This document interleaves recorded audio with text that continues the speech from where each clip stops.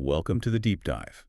This week, well, Europe seems to be facing two quite different pressures, doesn't it? It really does. You've got this internal political, maybe exhaustion is the word. Yeah, exhaustion or just shifts. And at the same time, external military threats are ramping up significantly. Exactly. Major political changes in Central Europe happening just as security on NATO's eastern flank feels, well, more critical than ever. So our mission today is to take all this multi-source intelligence we've gathered, pull out the key facts, look at the different perspectives, and give you the context you need. Sort of the shortcut to really understanding what's going on. That internal-external tension you mentioned, that's really the key theme today. We're going to dig into the fallout from recent Central European elections and also this serious escalation in the NATO-Russia security posture. We've tried to filter out the noise for you. And hopefully what's left is a clearer picture of the high-stakes international situation. That's the goal. Now, before we dive in, we do want to thank our sponsor. This deep dive is powered by ProWave AI. They provide customized AI intelligence solutions, really built on deep expertise in national security and open source analysis. And the entire brief itself, the analysis, the structure, it's generated by Stylo News. That's the AI-powered news app developed by retired intelligence professionals. It delivers real-time, multi-source news and decision support. Okay, so let's start with that political volatility inside Europe. Yeah, let's kick things off there. The most immediate change, perhaps, is in the Czech Republic.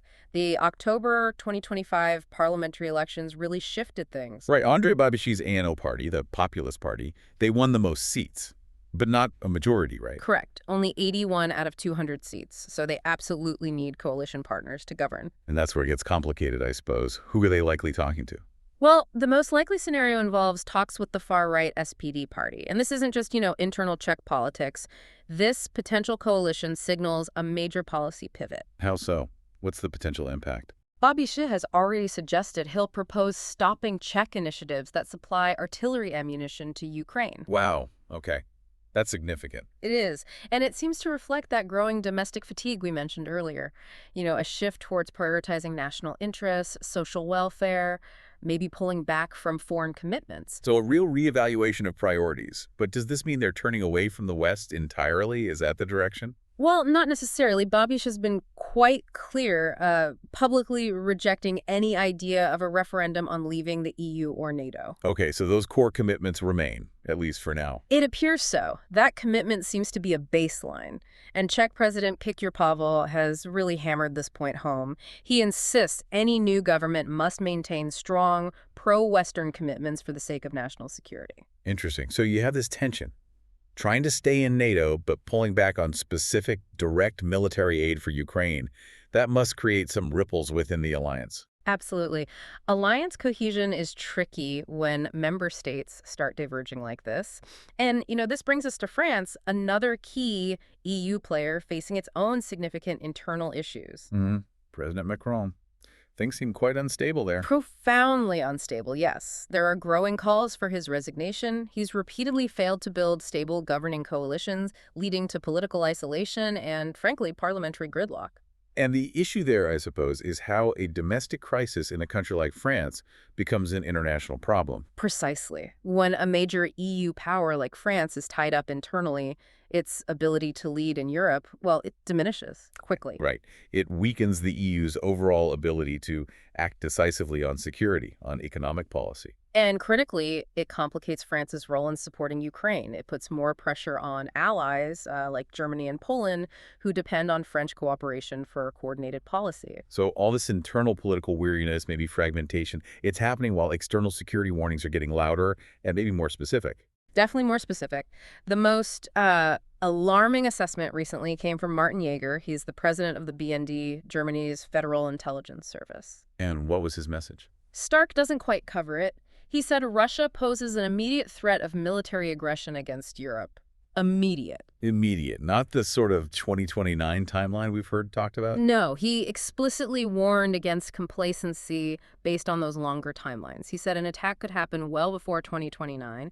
It was a direct pushback against any sense of, having years to prepare. Okay, well, before 2029 is still a bit vague, though, isn't it?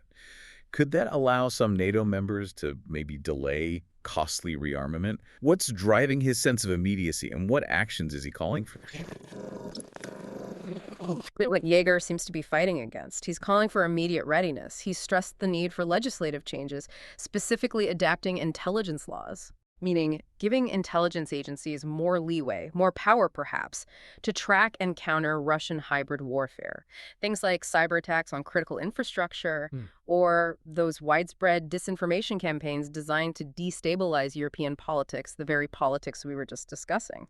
And we're seeing physical manifestations of this tension too, right? Along NATO's eastern borders. Yes, absolutely. Repeated Russian provocations. We're talking drone incursions, aircraft violating airspace, particularly over the Baltic region. Which forces responses. Emergency responses, yes. Fighter jets scrambled, temporary airport closures. It's just a generally heightened state of military vigilance. And these constant provocations are forcing NATO's hand, it seems. They are. NATO is now in this really high-stakes discussion about its operational response. Certain members, Poland, France, the UK, seem to be leading the charge, are pushing for changes to enhance deterrence. Okay, enhanced deterrence how? I heard something about lowering the rules of engagement. That sounds risky. It is risky. Lowering the engagement threshold means changing the rules for NATO pilots. Right now, the rules are very restrictive to prevent accidents. So what would change? It could mean authorizing pilots to potentially fire on unauthorized Russian aircraft if they pose a direct threat and ignore warnings, instead of just shadowing them or escorting them out. Why? And alongside that, there's talk of arming the reconnaissance drones that operate in these sensitive border areas. The analysis we looked at was pretty clear on the dangers here. Balancing act, isn't it? Very much so. International analysts are cautioning that while it sends a strong deterrent signal, lowering these thresholds significantly increases the risk of an unintended clash, a shooting incident, as they put it, that could escalate rapidly. So NATO is walking this incredibly fine line between showing strength and avoiding, well, catastrophe. Precisely. Deterrence versus escalation. And you hear that urgency echoed from Kyiv, too. President Zelensky. Yes, he's making urgent appeals to NATO. He needs faster decisions on supplying more advanced air defense systems, missile systems. He specifically mentioned long-range Tomahawk missiles. To counter what, specifically? To counter Russia's ongoing tactic of hitting civilian infrastructure, energy grids, what he calls terror tactics. And we should note, U.S. President Donald Trump has apparently had discussions with Zelensky about this military aid. That's right, which suggests that even with domestic political issues in the U.S., the conversation about boosting Ukraine's long-range defense capabilities is still very much alive. Okay, so to really grasp this complex security picture, maybe we should compare the main viewpoints, the key decision makers involved here. Good idea. The perspectives really highlight the different priorities at play. On one side, you have the BND, Jaeger in Germany, seeing an immediate, almost existential threat. Their focus is on internal preparedness, intelligence capabilities. Then you have President Zelensky in Ukraine. For him, it's about immediate, urgent delivery of advanced NATO weapons to stop the attacks now. Right. And then NATO itself and the European Parliament. Their focus seems more on coordination. Yes, finding a unified, coordinated, proportionate response to these airspace violations. Trying to deter without accidentally triggering a wider conflict, it's that balancing act again. And Moscow's view. Well, from the Kremlin, spokesperson Dmitry Peskov offers a completely different narrative. He flatly denies any airspace violations. Just denies them. Denies them. Attributes all the Western warnings and concerns purely to political motives. And significantly, he also issued a direct warning to Moldova about getting too close to Western military structures, drawing a clear parallel to Ukraine. This clash of narratives must be filtering down to the public, right? What's the general feeling? It is. Our analysis of social media, looking at platforms like X, shows a very polarized picture, but the overall sentiment across Europe is predominantly negative, somewhere around 50, maybe 55% negative. Driven by what? Fear. Mostly, yes. Fears about instability, the potential for conflict escalating, and deep worries about the economic fallout. But it's not all negative sentiment. No, not entirely. The positive comments, maybe 30 to 45%, tend to rally around support for NATO's defensive mission. Alliance solidarity is a strong theme, often using hashtags like #NATO. So underlying support for the alliance structure, Yeah. even amid fears of escalation. That seems to be the case. And you see these different perspectives reflected in the media coverage, too, depending on the source's orientation. How so? Well, you have outlets like Glavrid or Contracty taking a very strong pro-Western security line, emphasizing alliance unity. Then sources like Deutsche Welle or Interfax aim for a more traditional, balanced journalistic approach, trying to present facts from various sides. And other perspectives. Chinese sources, for instance, often highlight the risks they see in NATO escalation and sometimes criticize what they frame as U.S. influence in Eastern Europe. It shows how the same events get framed differently based on regional political priorities. Okay, as we wrap up this deep dive, what are the key things you, the listener, should keep an eye on in the coming weeks and months? The developments that will really shape where things go from here. I think there are three main areas. First, the Czech government situation.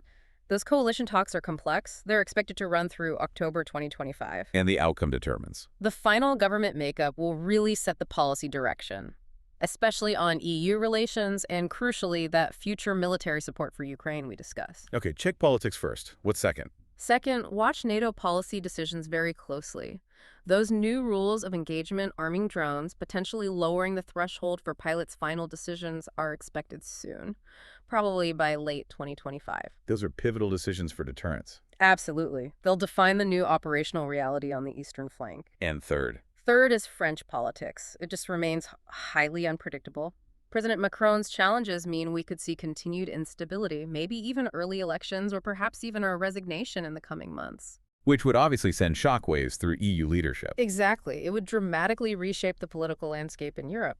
So to sum up, this has been a really crucial look at a moment where Europe's internal political shifts are colliding head-on with a major escalation in security tensions on NATO's eastern border, a high-stakes environment. Indeed. And we just want to remind you that the analysis and the facts presented here were curated by Stylo News.